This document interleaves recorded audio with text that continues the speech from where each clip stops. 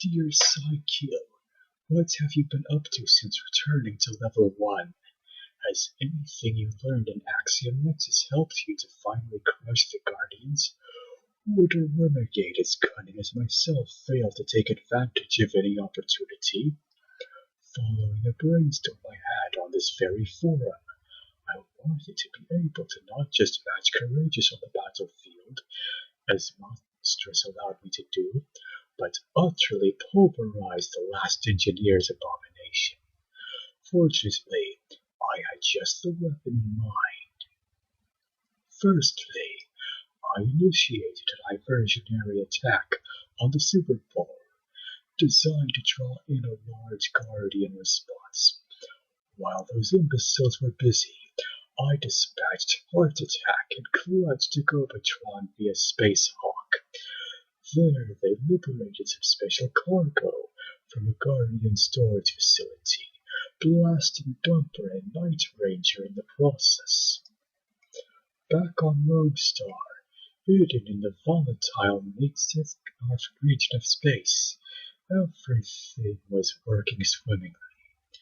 My two new recruits had recovered the remains of Puzzler, my first attempt at a combiner warrior.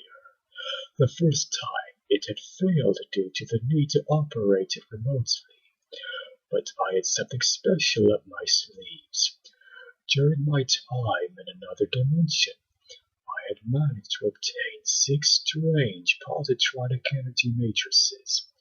My experiments proved that, when confined within a laser containment field, they were capable of providing an animating essence to crude machine life.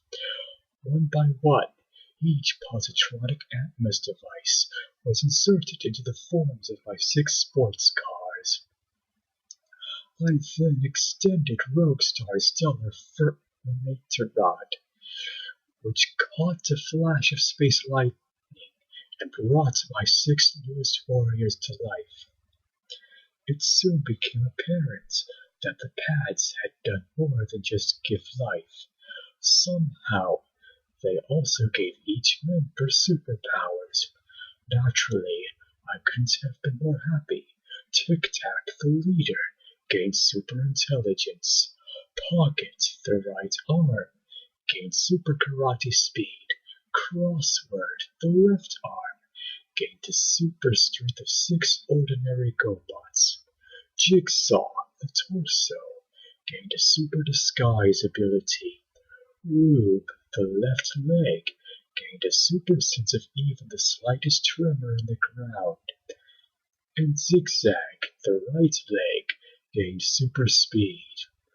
Even better, in their combined form, Puzzler had access to each of the individual components' mighty skills. The time had come to defeat the Guardians once and for all. I chose a target they couldn't resist, the Liberty Bell in Philadelphia, Pennsylvania. I specifically had the members of Monsterous unite and visibly approach the city from the west to draw in Courageous.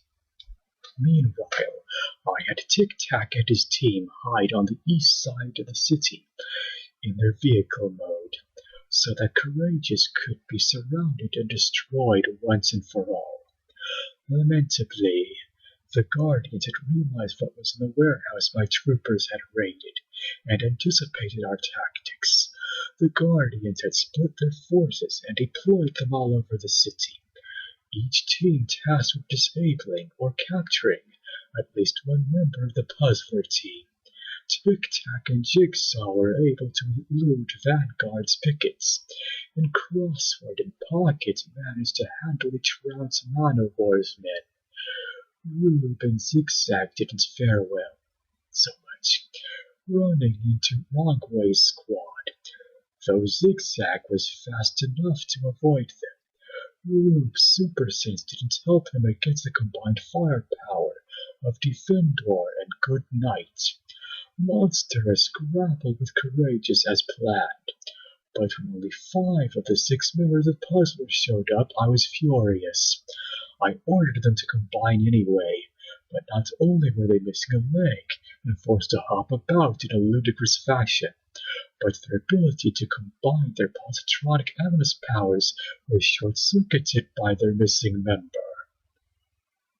A squad of Guardian Boomers blasted both of my combiners to their components, and I had little recourse but to order a retreat. Despite this temporary setback, I still have both Puzzler and Monsterous.